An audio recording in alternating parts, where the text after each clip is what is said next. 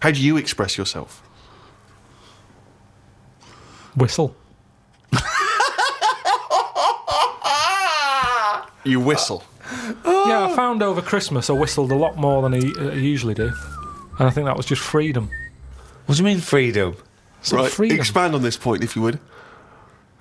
Well, that's what art is, isn't it? It's you being free of all the world's heaviness on your shoulders. See, that's a great quote, that. That's great, that. For art is freedom. I love that, because I think you've really hit on something there. Would you include the free of all the world's heaviness?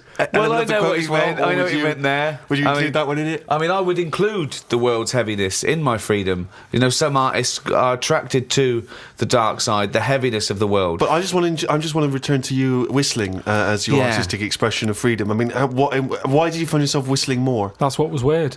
So just take us through a typical day. When would the whistling begin? So this was that you spent Christmas down in Kent with Suzanne and her parents. Yeah. Yeah. Could I suggest something? Your freedom was thinking, I'm in my own place now, I'm going to annoy them. Well, it was mainly... It's when we were playing Scrabble. And they were taking ages to have their go. And couldn't have the radio on because the boiler affects the radio. You've got boiler problems down in Kent as well? It works. It just gives something off. Every time it kicks in, the radio goes all staticky. Right. So I just was sort of supplying the soundtrack. And what kind of things would you be whistling? It was like... I just sort of did a whistle medley. It was going from one thing to another. A Wedley. And a man was impressed. She was like, oh, you can whistle, can't you? I was going, yeah.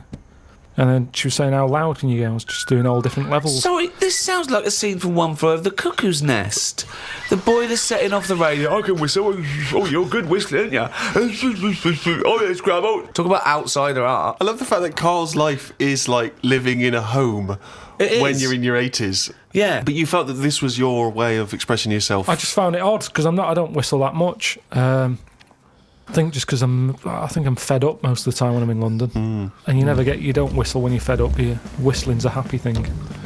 You never get an angry man suddenly breaking into a Well, whistle. the people who aren't whistling are usually pissed off. But yeah, the bloke who's whistling, it's like it's the least. He's the least annoyed person in the room when someone's whistling. Same as holding a drill.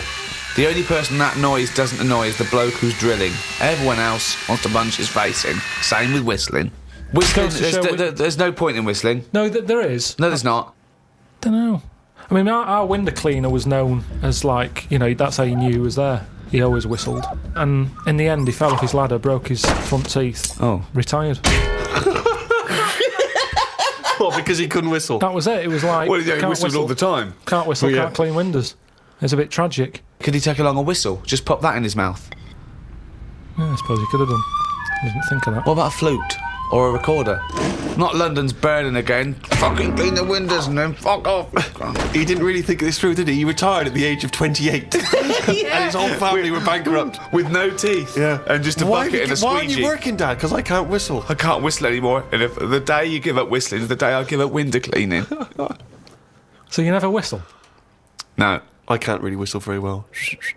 No. I don't whistle, but I can whistle better than that.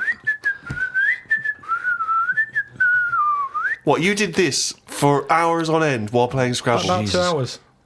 2 hours? Hell. Put my word down. And sorry, can we just hear that again? Can we hear it? So you were whistling after you had your go as well? Yeah. Fucking hell, Karl. But hang on, let's just hear a bit.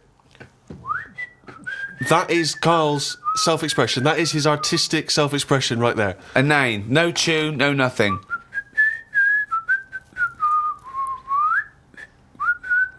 There's mental patients who have smeared canvases with shit who have expressed more than you have in that. Yeah, but it's not about other people. I'm not there to please other people. Right. You're there to annoy them. What was the best word you came up with in Scrabble? Don't knock me at Scrabble, because I do all right. What's weird is, when I play Scrabble, my brain can come up with words that I don't normally say. Okay, I'm intrigued here. Your brain can come up with words you wouldn't normally say. Just words that I'd never drop into a sentence. Tree, cat. Go on. Squirm. That's using a Q. It's worth 10, that. It's not bad, is it? Now, I'd never say that. I've never heard you. I don't think I've ever heard you say squirm. No, I don't think you're right, Carl. I've never heard you say squirm. Weird, isn't it? Yeah, it is weird. And yet your brain popped that one out. And then, when it wasn't my go, just... Anyway, so that's sort of doing art for yourself as opposed for other people. I don't think you can count what you just did then as art. Hobby maybe, craft, pastime. I don't think you can count that as art. I'm not being funny. I'm being a bit snobby here. But I think there's a difference between Beethoven and... Squirm. There's a cue in that.